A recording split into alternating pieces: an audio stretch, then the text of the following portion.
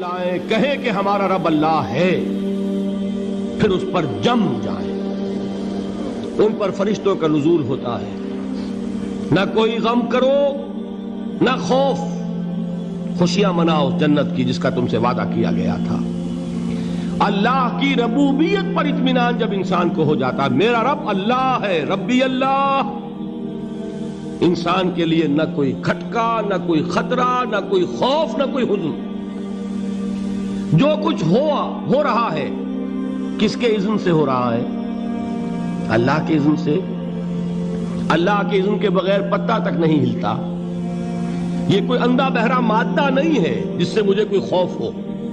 اندھا بھینسا چلا آ رہا ہو اس سے تو ڈرنے کا ہر انسان کو ڈرنا چاہیے، نہ معلوم کس کو ٹکر مار دے۔ لیکن نہیں، اس کائنات کو چلانے والا ایک سمیع و بصیر خدا ہے، وہ جو میرا دوست ہے، میرا ولی ہے۔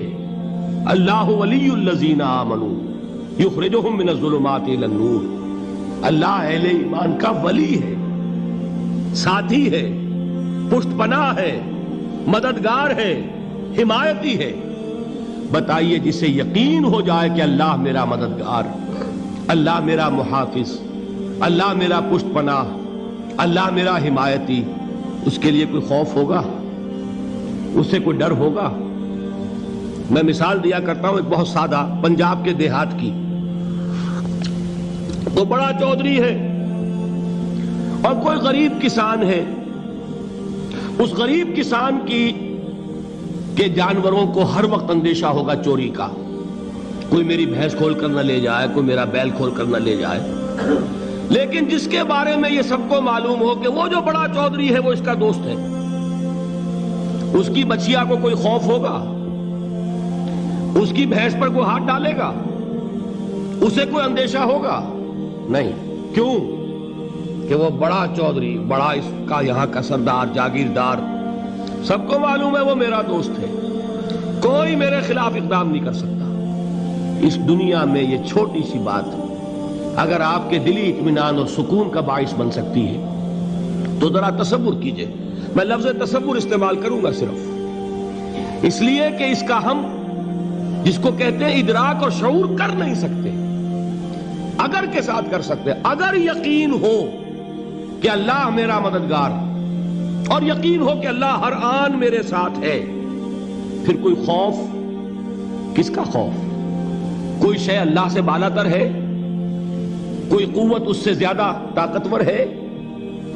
کوئی اس کے ارادے کو بدلنے والا ہے؟ کوئی اس کی مشیت کے آڑے آنے والا ہے؟ یہی بات ہے جو حضور نے فرمائی۔ یہ ایمان کا حاصل ہے لب لباب،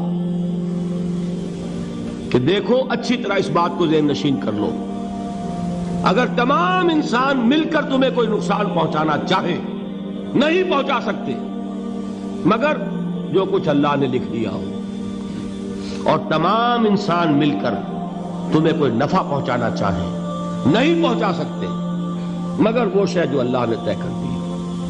آپ پھر میں کہوں گا ذرا طاری کیجئے، اسے فرض کیجئے، اسے سوچئے۔ اگر اس حدیث پر ہمارا دل ٹھکا ہوا ہو تو کسی سے ڈر ہوگا؟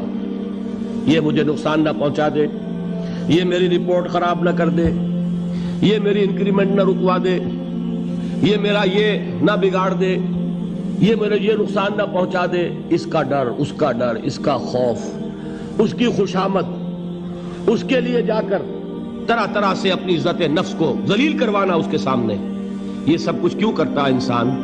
جب سمجھتا ہے کہ اس کے ہاتھ میں میرا کوئی نفع ہے، اس کے ہاتھ میں میرے لیے کوئی ضرر ہے، یہ مجھے کوئی غضب پہنچا سکتا ہے، یہ مجھے کوئی نقصان پہنچا سکتا ہے، یہ میرا کوئی کام بنا سکتا ہے، یہ میری کوئی ضرورت پوری کر سکتا ہے، اسی کا نام شرک ہے۔ جہاں آپ نے یہ سمجھا کہ غیر اللہ کے اندر کوئی طاقت موجود ہے، وہی شرک ہے۔ بتوں سے تجھ کو امیدیں، خدا سے نومیدی، مجھے بتا تو صحیح اور کافری کیا ہے؟ شرک تو یہ ہے جس پر بھی تمہیں یہ خیال ہے، کلمہ ہے یہ کلمہ سوم، لا حول ولا قوت الا باللہ، ذرا اس پر دل کو کبھی اگر آپ تصور کریں، پھر فرض کریں، دل ٹھک جائے اس پر، کوئی طاقت نہیں۔ یہی بات تھی جو شیخ عبد القادر جیلانی رحمۃ اللہ علیہ نے اپنی وصیت میں اپنے بچے سے کہی. 11ویں دینے والے ہیں، لیکن حضرت شیخ عبد القادر جیلانی کی وصیت اور تعلیمات کو کتنے لوگ ہیں جو جانتے ہو؟ یہ جن مقامات تک پہنچے ہیں وہ کس چیز کی بدولت پہنچے ہیں؟ انہوں نے جو پیغام دیا وہ کیا تھا؟ اے میرے بچے، جس طریقے سے قرآن مجید میں حضرت لقمان کی نصیحتیں جو ہے نقل کر دی گئی ہیں، میں یہ عرض کروں گا بالفرض اگر قرآن حضرت عبد القادر جیلانی کے بعد نازل ہوا ہوتا تو شیخ عبد القادر کی یہ نصیحتیں بھی قرآن میں درج ہوتی. اتنی اونچی نصیحتیں ہیں. اے میرے بچے، اس حقیقت کو ذہن نشین کر لے، لا فاعل فی الحقیقت ولا مؤثر الا اللہ. اس کائنات میں نہ کوئی فاعل حقیقی ہے نہ مؤثر حقیقی ہے سوائے اللہ.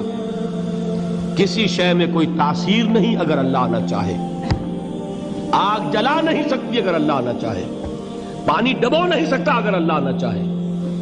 زہر ہلاک نہیں کر سکتا اگر اللہ نہ چاہے. کوئی چیز فائدہ نہیں پہنچا سکتی اگر اللہ نہ چاہے. تو در در پہ کیوں سر جھکاتے ہو؟ در در پر کیوں جبیں سائی کرتے ہو؟ سب کے سامنے کیوں ہاتھ پھیلاتے ہو؟ ایک اللہ سے مانگو. ایک اللہ کے سامنے زمین پر اپنی جبین رکھو. لا فاعل فی الحقیقت ولا مؤثر الا اللہ.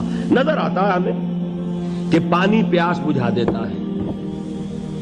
پیاس بجھانے کی صلاحیت پانی میں نہیں ہے، اللہ کے اذن سے. کھانا بھوک مٹا دیتا ہے، بھوک مٹانے کی صلاحیت کھانے میں نہیں ہے، اذن رب میں. دیکھیے یہی یقین تھا. حضرت موسیٰ علیہ السلام کا واقعہ یاد کیجئے. سامنے سمندر آ گیا ہے، قوم دیکھتی ہے پیچھے کہ گرد و غبار کا طوفان ہے. معلوم ہوا کہ فرعون اپنے لشکر سمیت آ گیا ہے.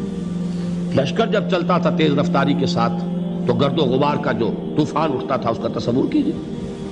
اور لمحہ بلمحہ وہ قریب آ رہا ہے. پوری قوم نے کیا کہا؟ اے موسیٰ انا لمدرکون، اے موسیٰ ہم کو پکڑے گئے. قرآن مجید نے تو یہاں وہ باتیں نہیں لکھی ہیں، لیکن تورات میں یہ درج ہے کہ بنی اسرائیل جھگڑنے لگے، دست و گریبان ہو گئے موسیٰ کے ساتھ. موسیٰ ہمیں یہاں مروایا لا کر، اس سے تو ہم ہی بہتر تھے.